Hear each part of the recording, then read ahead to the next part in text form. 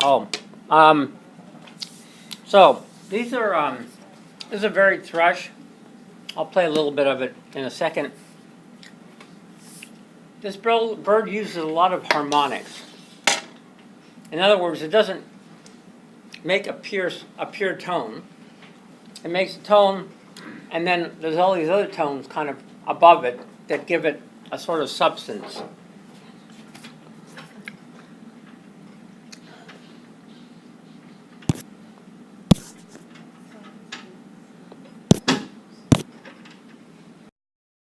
Extremely hard to hear.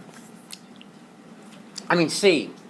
They're in dense forests, and this kind of sound actually, they're kind of like ventriloquists. So we're first going to look at neuroanatomy of song a little bit, and then the next thing we do will be chapter 12, which is kind of on neurons and the kind of neural stuff behind animal behavior. And, you know, gender differences, all these different things. Ultimate causes. Okay.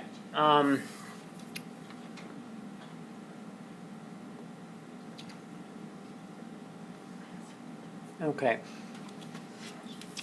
So obviously, I'm not sure exactly what the RA does, but there are songbirds and a few other taxa that can do that.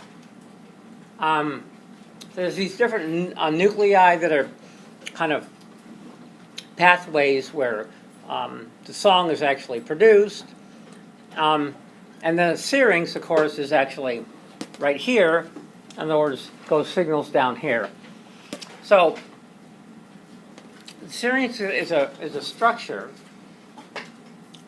that it's kind of like our voice box, but it's much more complex than that, and much more capable of producing all sorts of different sounds, depending on the species. So here's the tracheal rings, the medial tympanic membrane,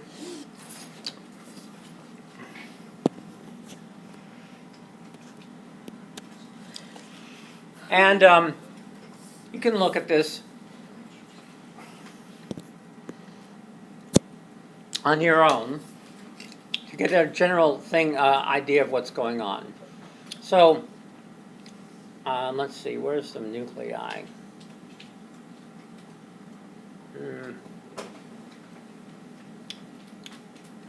Oh, Iman, okay.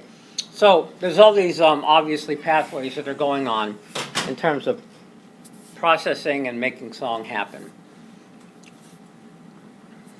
And then there's other parts, of course, song learning, which is obviously huge. If you're a songbird, you have to learn how to make the right song. And if you're a male, obviously, if you can't, song is usually on a signal. And if you're a female, you have to be able to recognize that's the song you want to pay attention to.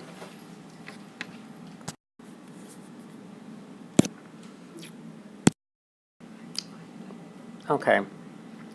So, as I said, you'd expect, since the male zebrafinch actually is the singer, and the RA is kind of essential for song production, that his is bigger than hers. Now, there are some species where the female and the male both sing equally as much, and under those circumstances, you would predict that the RA and all the other neural apparatus would be somewhat equivalent.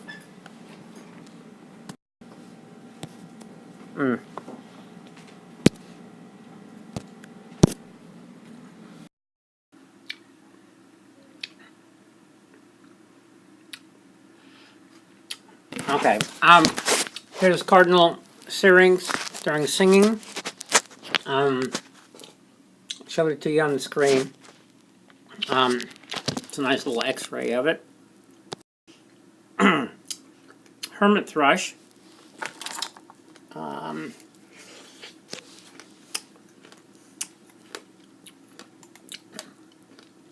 let's see, where is it?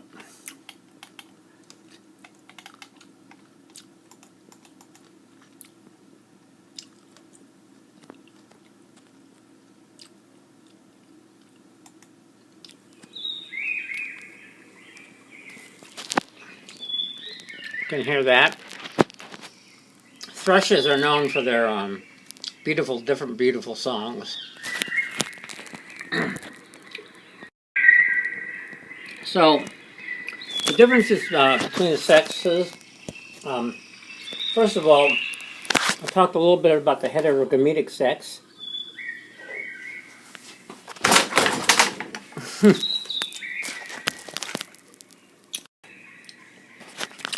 And unlike mammals, birds, the heterogametic sex of the females, in other words, in mammals, females are XX, males are XY, and there's something called Haldane's rule, where males are more likely to show deleterious genetic mutations because if there's a mutation on the X chromosome, there isn't a corresponding X with males, there's just a Y that can't rescue it. And so for the most part, like reproductive isolating mechanisms, post-reproductive isolating mechanisms, a lot of times it's male inviability or sterility. Sometimes you can get actually a female that, you know, is not sterile. Like horses and donkeys mating and mules, depending on who's the mother and who's the father, in terms of the mule or the horse, the females are sometimes viable and fertile, but the males are never. So anyway, and in birds, it's the females that are ZW different, and so if there's a problem on the Z chromosome and it's on the W, there's no rescue effect. So you can actually see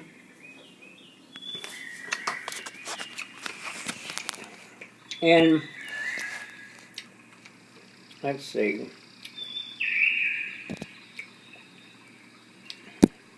in this graph,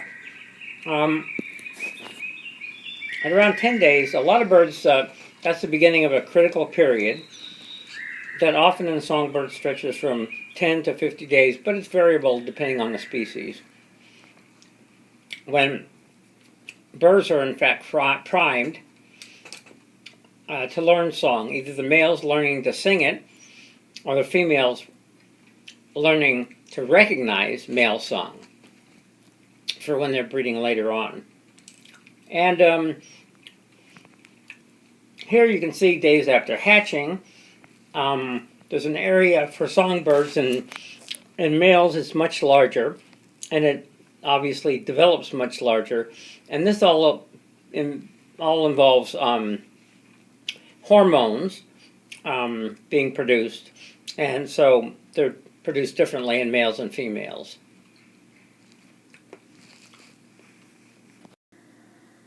Right here, this is where hormonal influences during early development show some marked differences between young males and young females. So, estrogen, now, just so you know, estrogen and testosterone, of course, are associated, one with females, one with males, but oftentimes males and females are also exposed to the other sex hormone. I mean, just think about the spotted hyenas with a pseudopenis. The females are dominant over the males, and in fact, they get flooded with testosterone, and they start developing these male sexual characteristics, even though they're actually female. pseudopenis, pseudoscrotum, all that kind of stuff. Well, now when estrogen is actually implanted in newly hatched males and female zebras, finches, there's really no effect on males, but females develop larger song areas of the brain. Normal female, normal male, and then estrogen treated female.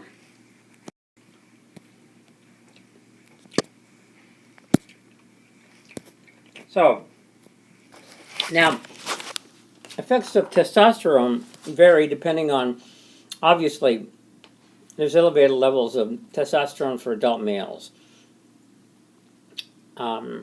Females treated with estrogen when they're young do not sing as adults unless they receive testosterone implants, and then they do. And then females not treated with estrogen when young do not sing as adults, even if administered with testosterone implants. The females treated with estrogen as adults do not develop larger song areas of the brain. There appears to be a critical period around the time of hatching when the brain is sensitive to hormonal influences. As I showed earlier. Okay.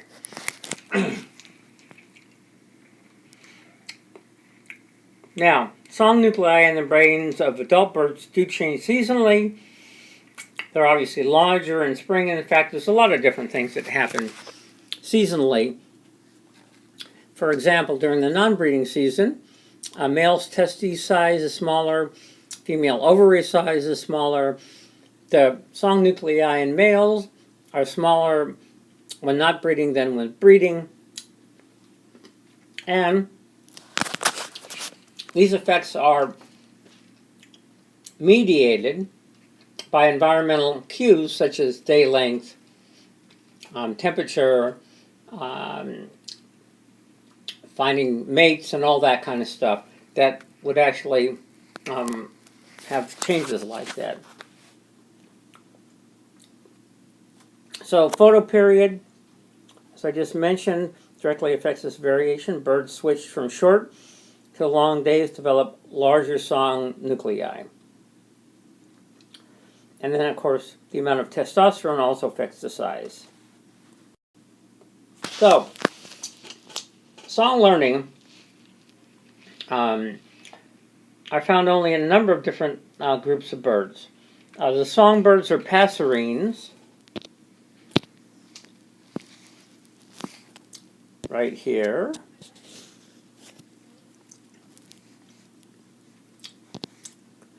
Some non-passerines like parrots and hummingbirds. But even in learned song, there's a strong gene by environment interaction. In other words, there are innate aspects as well as learned aspects, just like in human language. So with birds, there's usually songbirds, there's a species-specific template. In other words, kind of a template on what the song is. And then the birds have to be exposed to the song in a critical period, let's say at day 10 or 12 or whatever, like hearing their father sing, or hearing a recording, and that gets kind of crystallized with a male practicing over and over and over again onto the template until it's a perfect song. Now, there's a lot of birds, and if these birds are, let's say, raised in isolation, but they don't hear song during the critical period, they never do, or even sing it properly.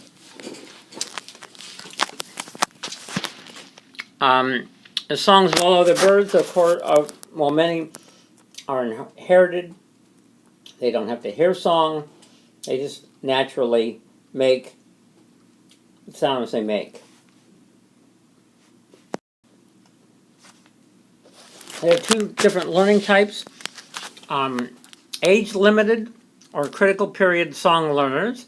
These are often birds with a fixed repertoire, so they sing the same song over and over and over again. They have a restricted period of learning that occurs during the first weeks or months of life. And that's when they learn it. Now, I have to say though, white-crowned song sparrows or white-crowned sparrows actually show learning. They're called open-ended learners at times. So some populations of white crowns they don't move. They sing the same dialect, no matter where they are. That area-specific dialect. And then there's other populations that move, that migrate, and they actually can learn a new regional dialect when they get there.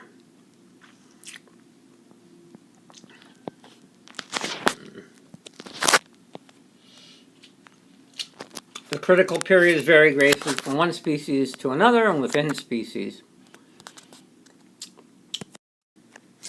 So, okay. So here we are, day 1 to day 100 along the x-axis, and we have a critical period. The males are in blue. At the start of the critical period, they're listening to their father sing. It's overlaid onto the template. They start singing what's called subsong, where they practice it, get better and better and better. And then the end of the critical period, right there, let's say, they keep singing and practicing until the breeding season starts the next year around. Females also have to listen to their father sing, and they do. But they're not making song, but they have to recognize good song.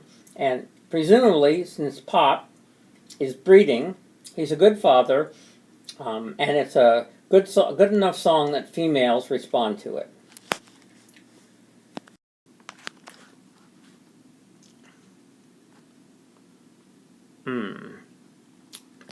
Let's see, let me go back here, hold on.